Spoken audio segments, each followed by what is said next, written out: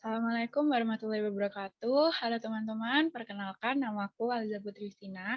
Aku dari kelas 1G Akuntansi Manajemen NIM 204-252-0246 Politeknik Negeri Malang.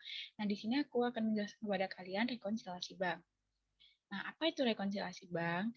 Jadi, rekonsiliasi bank adalah kegiatan verifikasi konfirmasi atas kesesuaian saldo yang ada di bank dengan saldo yang ada di perusahaan. Apa saja sih tujuan dari rekonsiliasi bank itu?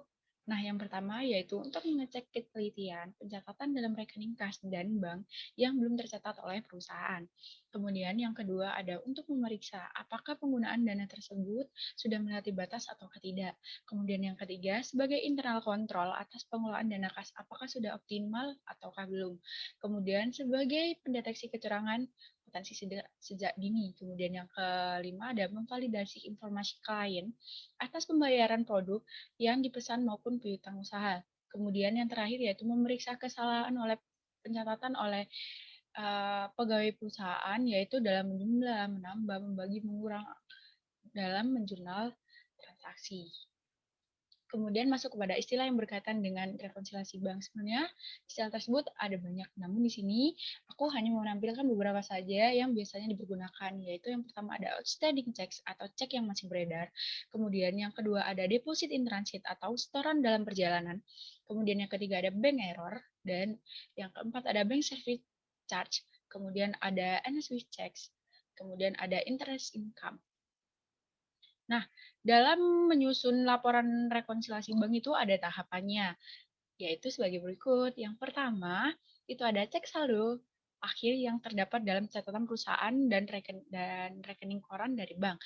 Kemudian yang kedua, ada tambahkan atau kurangkan pada saldo kas bank hal-hal yang sudah dicatat pada pembukaan perusahaan tapi di bank itu belum. Yang ketiga, tambahkan atau kurangkan pada saldo kas perusahaan hal-hal yang sudah dicatat oleh pembukaan bank tapi di perusahaan belum. Kemudian yang keempat ada tentukan saldo yang benar. Kemudian yang terakhir yang wajib yaitu buat jurnal penyesuaian atau mengoreksi. Nah, di sini saya akan memaparkan satu contoh kasus kepada kalian yang bisa kalian telaah dan kalian pahami mengenai rekonsiliasi bank. Nah, seperti ini contoh kasusnya, kalian bisa baca. Setelah itu kita langsung masuk saja kepada penyelesaiannya. Nah, di situ itu ada satu transfer kiriman uang dari langganan untuk pelunasan utangnya sebesar Rp750.000. Nah, kemudian ada setoran dalam perjalanan atau deposit in transit sebesar Rp2.500.000. Kemudian cek yang ditarik oleh PT Bima sebesar Rp815.000 untuk dicairkan ke bank sudah dicatat dalam pembukuan perusahaan. Tapi ternyata masih belum diuangkan ke bank karena oleh pegawai PT Bima itu mengirimkannya terlambat. Nah, kemudian ada wesel tagih yang ditagihkan melalui Bank Arta. Telah dapat tertagihkan dan dikreditkan oleh rekening PT Bima sebesar Rp500.000. Kemudian setoran dana dari PT Bima ke bank sudah dibukukan sebesar Rp1.250.000, namun belum disetorkan oleh petugas perusahaan. Nah, cek dari pelanggan yang dikirimkan ke bank sebesar Rp825.000 ternyata kosong. Kemudian bank ternyata salah mencatat pada pembukaan atau transaksi penarikan dana melalui cek yang ditarik oleh PT Bintang pada rekening PT Bima sebesar Rp525.000.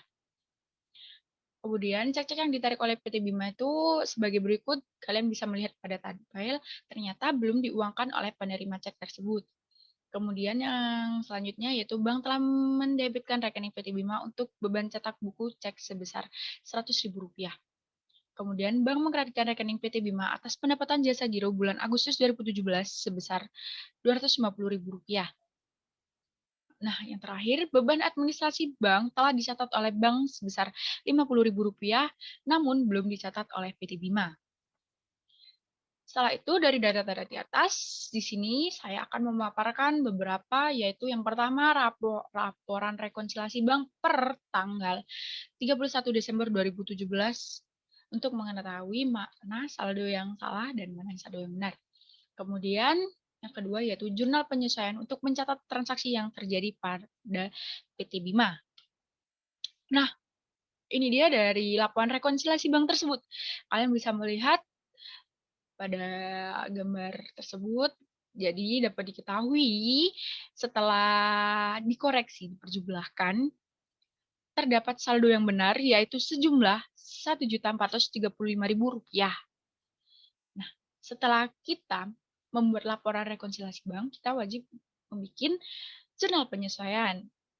Nah, kalian bisa dilihat pada gambar jurnal penyesuaiannya, mana yang diletakkan kepada debit dan mana yang diletakkan kepada kredit. Seperti itu, teman-teman. Sekian dari saya. Apabila ada materi yang kurang, saya mohon maaf. Dan apabila ada salah kata, saya mohon maaf. Sekian dari saya. Wassalamualaikum warahmatullahi wabarakatuh. See you.